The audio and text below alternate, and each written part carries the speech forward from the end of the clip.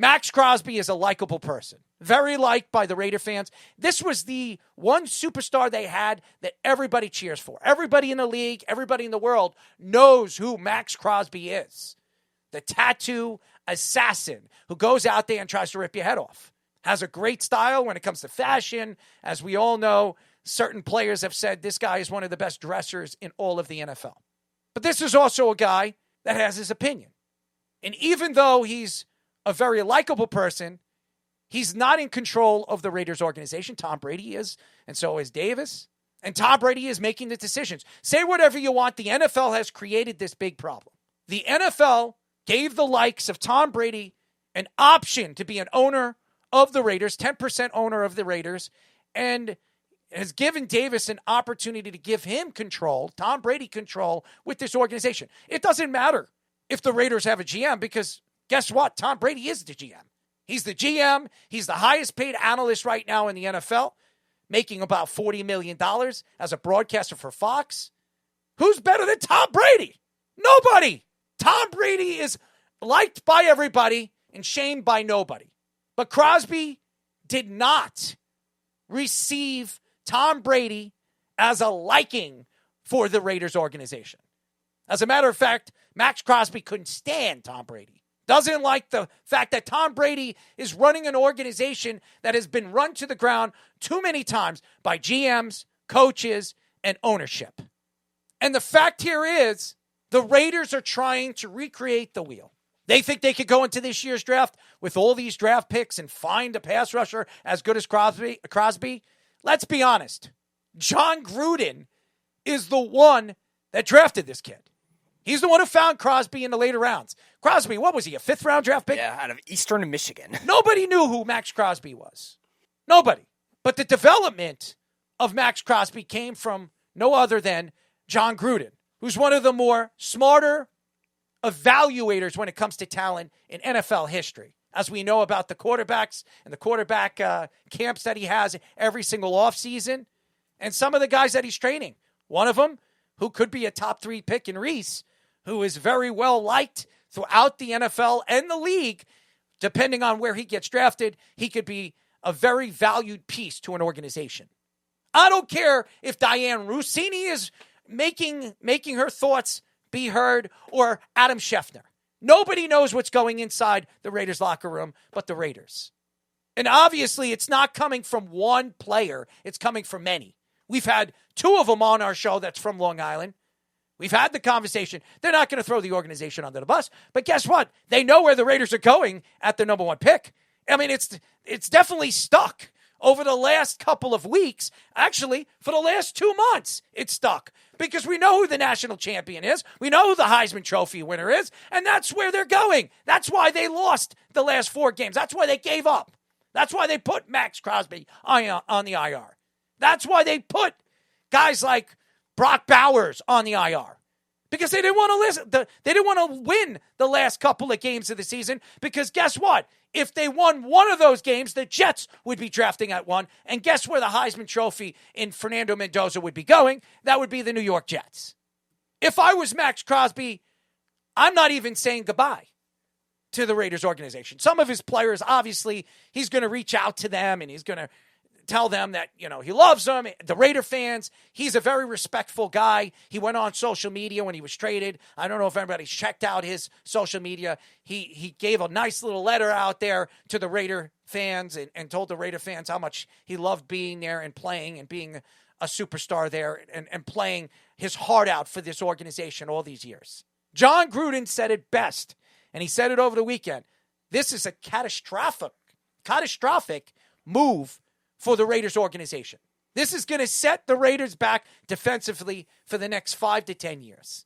To have a player this good, yeah, he's 28 years old. He's in the prime of his career. He causes more problems at the line of scrimmage than probably 90%, 95% of the defensive linemen in the league. There might be 2 guys I would take over him. 2. And they're in the same division as him. And Myles Garrett and Mr. Watt. Those are the only 2 guys I would take over him. I would take him over Micah Parsons because guess what? I have seen more health in the last couple of years with Crosby than I have seen with Micah Parsons. And Micah Parsons was out a whole season last year after getting the money that he got. He was the highest paid defensive lineman in all of football last year, and he only played, 7-8 games before he hurt his ACL, tore his ACL? I think it was his ACL, right? Yeah, it was Achilles. It was against the Bears. So was it his Achilles or ACL? It was multiple injuries. I think it was the ACL and LCL. I believe it was. It was his ACL. I just want to know if it's a knee problem. It wasn't the Achilles, because it's been a big problem right now in the NFL for injuries. It's either an Achilles or an ACL. Those are the big ones because you're out a significant amount of time. More for the Achilles than you are for the ACL. You could come back. We've seen Adrian Peterson come back in 8 months, and now. We're seeing a guy like Tatum, which we'll get into a little bit later, coming back as quick as he did as a basketball player. That's like 10 months, which is really fast for a guy that's jumping and using his legs 90% of the time. But you look at the trade, and I know everybody's looking at the Cowboys. Oh, the Cowboys could have landed. He was never going to the Cowboys.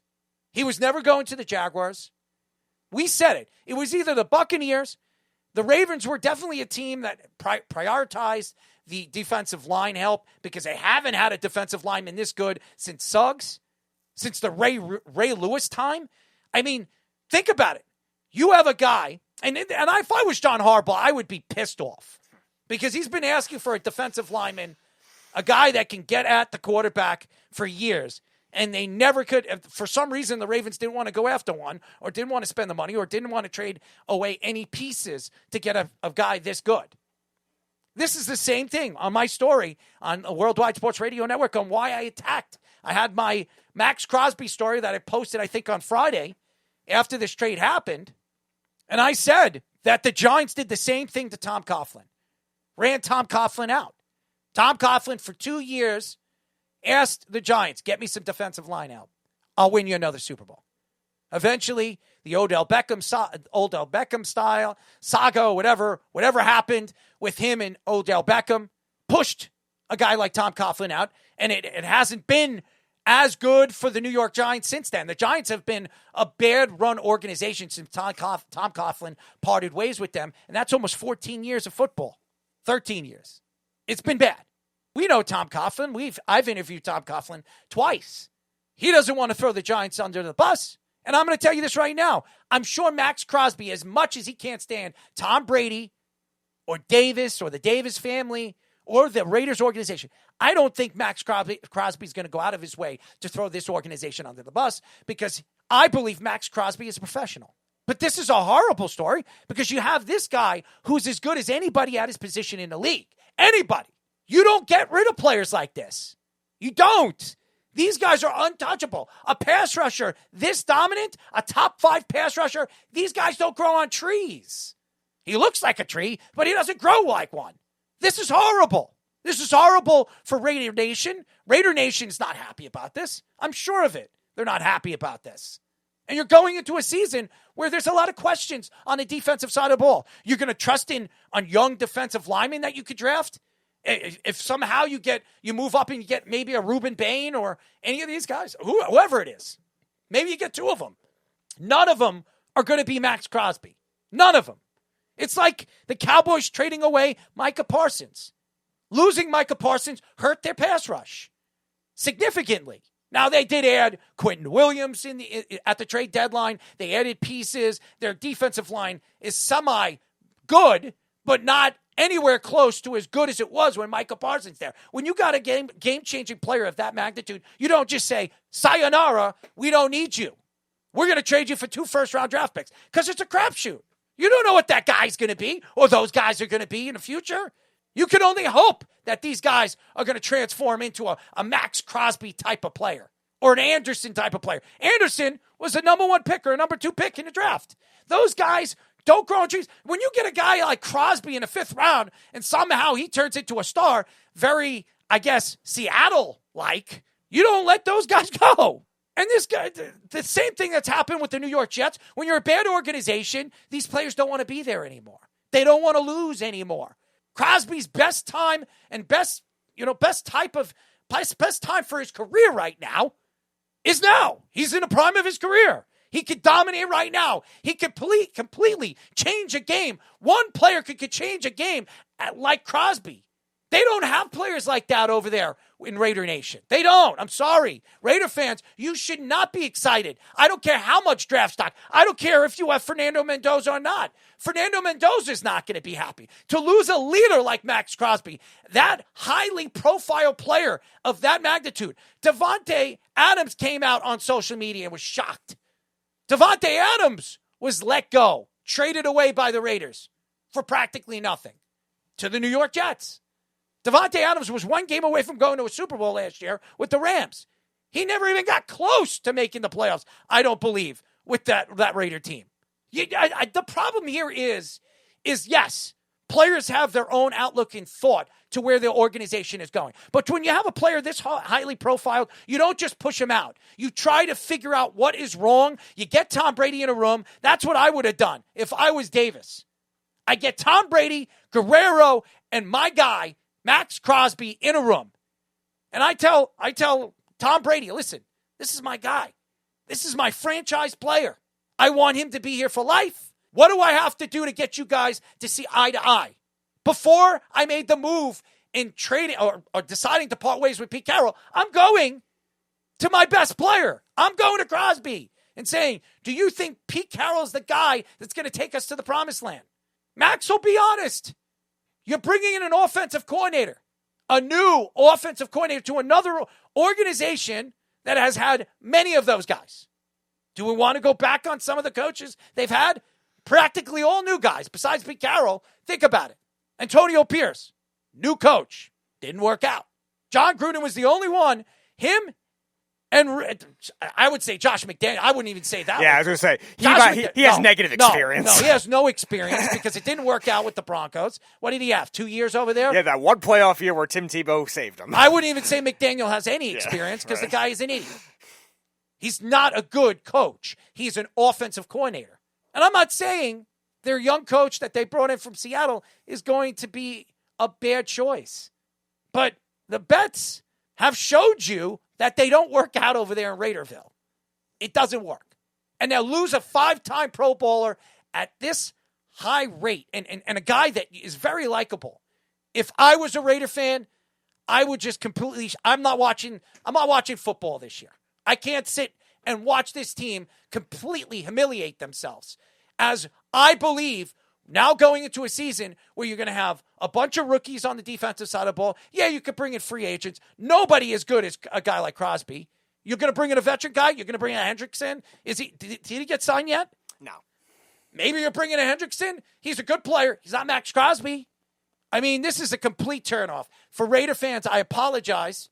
I feel bad for you guys. Tom Brady, who's got a lot of clout, a lot of respect through ownerships and players throughout the league because he's the GOAT, as everybody calls him. And he has the NFL's ear because the NFL changes rules for, yes, Mr. Tom Brady, TB12. This is what happens when the NFL steps in and allows an organization to bring in a former player that's very liked. And I understand he's a special player. He's going to always be considered one of the greatest players of all time because of what he's done in the NFL. This guy was a 6th-round draft pick, and he was really handpicked by Bill Belichick and the Patriot organization. And for some reason, they think that he can recreate the Bill Belichick era with the New England Patriots when he was the quarterback. That doesn't happen. I'm sorry for all the fans out there. As much as Tom Brady is a special player and what he did in the NFL was incredible, he is not Bill Belichick. He is not the Patriots organization. And the Patriots organization, which was very, very bad before Tom Brady came there and Bill Belichick really took over, he looks at the game a completely different way. Maybe he can recreate something of that creation that the Patriots did over the years, but we don't know who their quarterback is. And if Fernando Mendoza is not Tom Brady, nobody's Tom Brady. Those guys just don't find a way on your team. Yeah, Brock Purdy found his way at the last pick in the 7th round by the San Francisco 49ers. What's Brock Purdy done? He's done nothing. He's never won a Super Bowl. That's the facts. I'm just telling you guys the truth. Whatever you guys think or whatever Raider fan is sitting here and saying, oh, we don't need him. Are you crazy? I'm going to tell you this right now. You look at the Ravens last year and you look at them this year at the end of the season. they're going to be light years better on the defensive side of the ball. Why? Because this guy is going to cause havoc on both sides of the line, wherever they put him. Because this guy can play multiple positions. Outside linebacker, defensive end. You can move him inside. You can make him push the pocket. He's a great run stopper as well as a good pass rusher. He's mean and he's evil on the line. And he's a good team leader. Those guys don't grow on trees. Like I said, this guy is something of he's unique. He's different. And again, Myles Garrett, why did he get all the money that he got? At the tail end, really in the late prime of his career. What is it? Myles Garrett's 31 when he got that contract? Yeah. He's 31 years old. Usually pass rushers at a top level play till they're 33, 34. Myles Garrett got $40 million a year. Why? Because he's the best pass rusher in the league. Watt got a big contract. Why did he get that? Because he's one of the best pass rushers in the league. MAXX CROSBY has not made nearly as much as these two guys. And he's just as good as them. So what does that tell you? And Raven fans, you should be excited. You should be ecstatic to get a player like this. Because again, you haven't had a player like this for 10 years. Oh my God, John Harbaugh's probably crapping in his pants right now. Yeah, and the Ravens, they've been a very And I don't want to hear from Fish, well, we got this guy, we got that guy. You don't have anything like this guy on the Giants.